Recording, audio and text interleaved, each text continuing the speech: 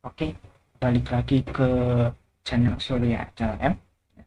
Untuk kali ini saya akan membahas tentang lanjutan dari kemarin, di mana part satunya mengenal Simca versi terbarunya ini, versi 2.0. Nah, sebelum membahas yang intinya, yang biasa kita lakukan, kayak misalnya kayak gini, mengisi di CPD online, itu kayak mengisi seminar-seminar, pelatihan-pelatihan, dan seterusnya. Jadi langsung aja kita mengenal dulu bagaimana sih cara untuk pendaftarannya. Ini khusus ya bagi yang baru mau daftar. Artinya bagi mau daftar. Kalau yang udah sudah daftar boleh untuk sebagai pengalaman aja dan penambahan ilmu. Jadi langsung aja buka websitenya ya, di simka.batalwi.org. Lalu klik aja langsung member registration. Nah, setelah masuk seperti ini, nanti diisi sesuai dengan apa yang diminta nih. Misal di kolom pertama itu tentang basic data entry. Nah, ini itu ada wajibnya ya. Yang wajib itu yang di tanda bintang.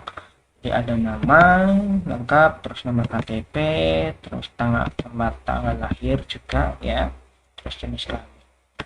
Lalu agama, gelar depan, gelar belakang, nanti kalau misalnya ada silakan dimasukkan.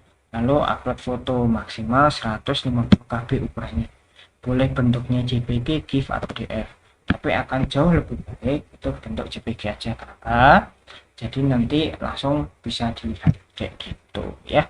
Lalu di box kedua ada berisi tentang alamat tinggal. Nah, alamat tinggal ini diisi alamat domisili atau alamat tinggal di Jawa Barat.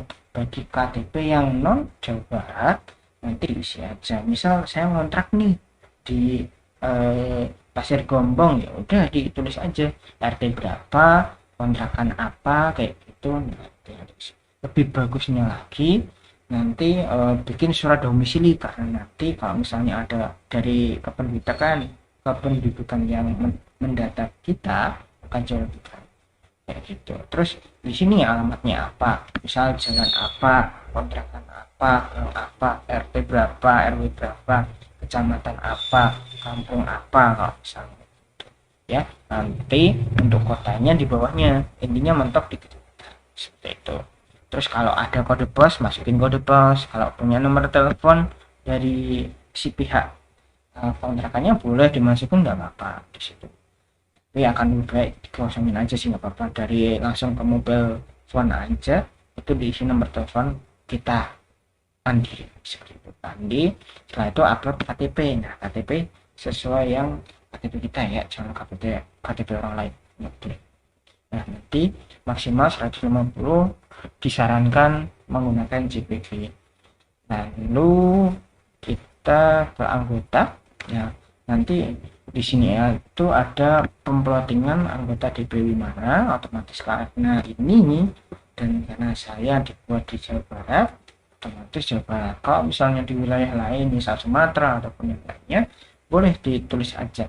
Oh ya, di sini yang paling penting adalah ke DPC-nya. Nah, ini yang kadang salah dan nanti bikin ribet pengurus DPC-nya karena salah pemilihan kota atau kabupaten. Nah, biasanya kalau kota itu depannya ada kotanya, misal nih kota, nah kota Banda Aceh, kota Sabang dan seterusnya. Tapi kalau kabupaten itu tulisannya DPC kayak gitu. Misal DPC ini, DPC Aceh Jaya, DPC dan seterusnya sampai DPC ya seterusnya lah pokoknya se Indonesia. Nah, terus untuk nomor STR-nya nih. Nah, bagi yang baru daftar itu kan otomatis jarang ada yang punya ya, karena posisi untuk pendaftaran STR itu ada surat rekomendasi dari Patulki. Nah, cara mendapatkannya kan kemarin saya sudah jelaskan tuh di konten sebelumnya. Gimana sih kayak gitu untuk mendapatkan STR ataupun SIP. Di SIP kalau nggak salah sih. Untuk STR saya belum bahas untuk pembuatannya, tapi kalau untuk perpanjang sudah saya buat, nanti doakan saja biar cepat selesai untuk pembuatannya ya.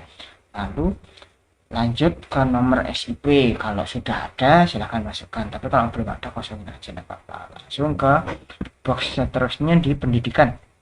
Nah, nanti diisi universitas atau institusinya nih, dari lulusan mana kayak gitu. Nanti kalau misalnya peminatan ini, jadi kalau misalnya ada kita alih jenjang atau lanjut ke tingkat selanjutnya, misalnya D3 ke D4 atau D4 ke S2, boleh silahkan dimasukkan aja. Tapi kalau misalnya nggak ada, ya udah dikosongin aja. Terus tanggal masuk dan tanggal lulus diisi sesuai ijazah terakhir atau pendidikan terakhir kayak gitu ya. Nanti misal tanggal masuknya tanggal sekian Februari, misal tahun berapa gitu, ya udah tinggal ditulis gitu ya. Jadi setelah itu dimasukkan juga nomor ijazahnya, nomor ijazah masing-masing kampus beda ya formatnya, lalu upload ijazahnya. Nah, di sini disarankan untuk formatnya JPG dan maksimal 150 KB ukurannya ya. Lalu ada nih alamat kantornya. Alamat kantor ini sebenarnya penting-penting enggak, karena apa? Untuk memetakan orang ini bekerja di mana.